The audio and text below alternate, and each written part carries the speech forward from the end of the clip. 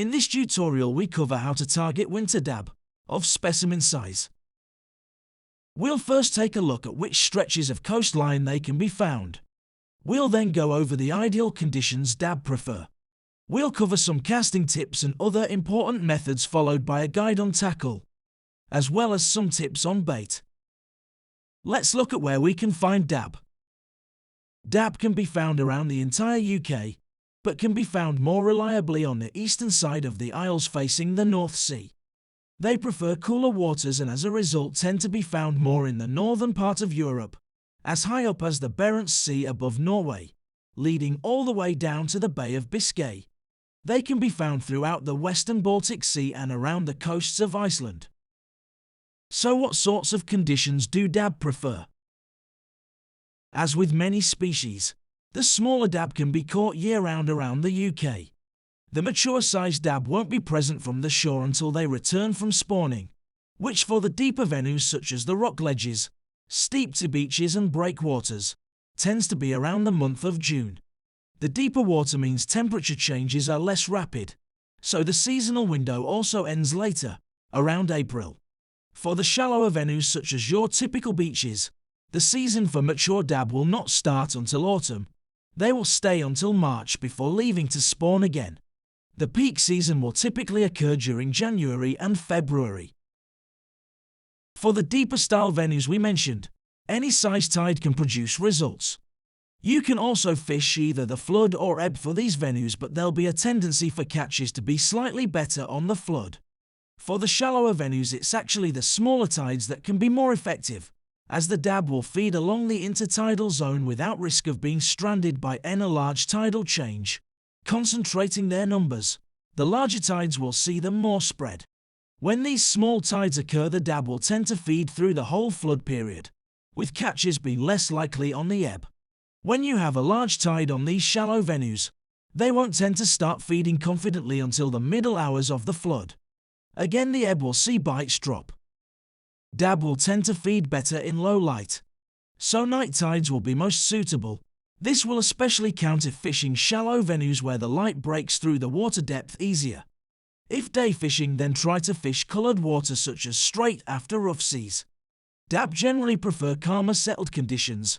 They will not tolerate rough wave action on shallower venues and will move offshore until conditions calm down, though they can still be caught in fairly rough conditions on the deeper venues, if it is still safe enough to fish.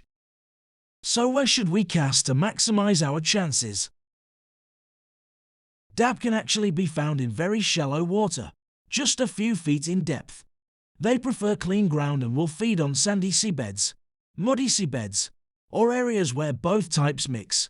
They can also be found on the clear ground in amongst where there is large amounts of rocky ground present on mixed venues. Dab will like to sit outside of any stronger tide run, which is why open coast harbours tend to be a good spot to fish.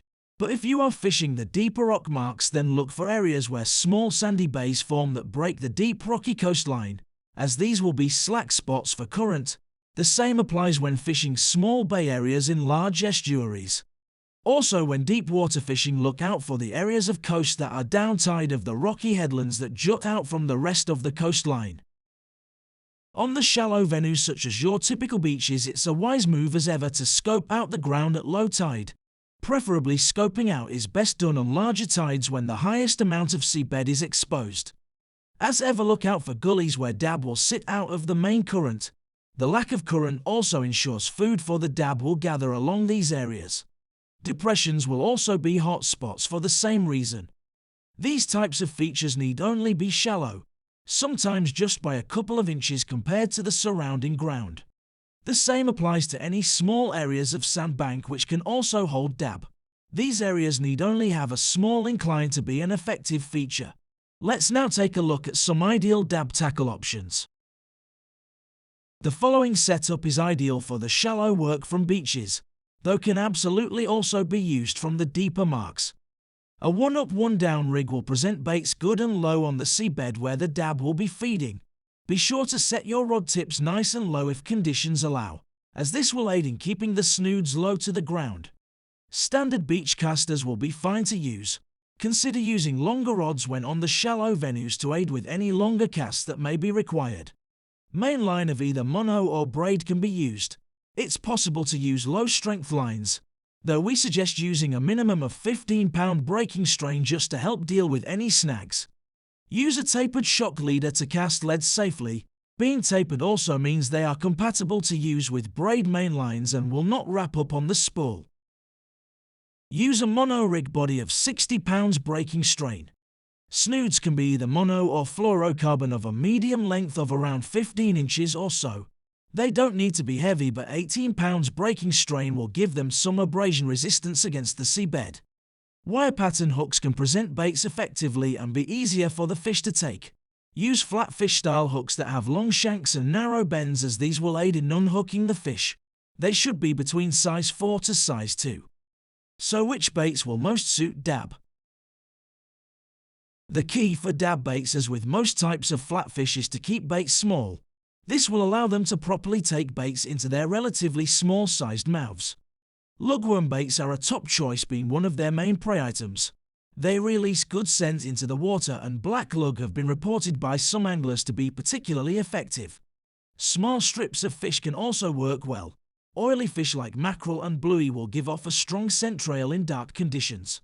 Shellfish are another top bait. Again, use small types such as cockles, or if using larger types such as razor clam, be sure to cut them into thin strips. If you'd like to fish for other winter species such as big specimen winter flounder, cod from surf beaches, or even other flatfish species like sole and plaice, check out the video links showing here. Be sure to hit subscribe to stay notified of any new videos we post. Don't forget to take a look at our channel page to browse our full selection of videos. Simply click the channel name under the video window. Thanks for watching. See you again soon.